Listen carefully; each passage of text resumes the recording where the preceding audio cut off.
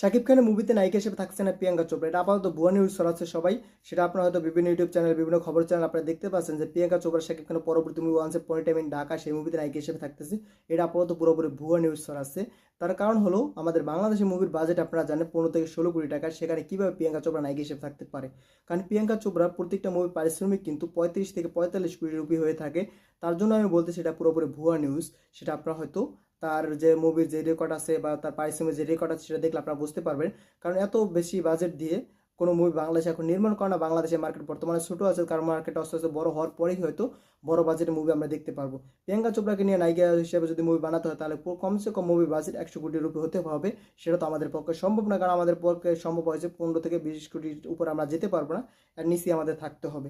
তার জন্য এখানে নায়িকা হিসেবে থাকছে না প্রিয়াঙ্কা চোপড়া। এটা আপাতত ভুয়া নিউজ, এর দিকে আপনারা কান দিবেন না। কারণ যতদিন পর্যন্ত ক্রিয়েটিভ ল্যান্ড থেকে কোনো আপডেট না আসবে, মানে প্রযোজনা প্রতিষ্ঠান ওয়ান্স পয়েন্ট ইন ঢাকা এই মুভির ক্রিয়েটিভ ল্যান্ড, সেখান থেকে যদি কোনো আপডেট না আসে, শাকিব খান পেজ থেকে কোনো আপডেট না আসে, তখন থেকে কিন্তু আপনারা বিশ্বাস করবেন এখানে নায়িকা হিসেবে প্রিয়াঙ্কা চোপড়া থাকছে বা অন্য কেউ থাকছে। যতদিন পর্যন্ত তারা আপডেট না দিবে, আপডেট দিলে অবশ্যই বিশ্বাস করতে পারেন।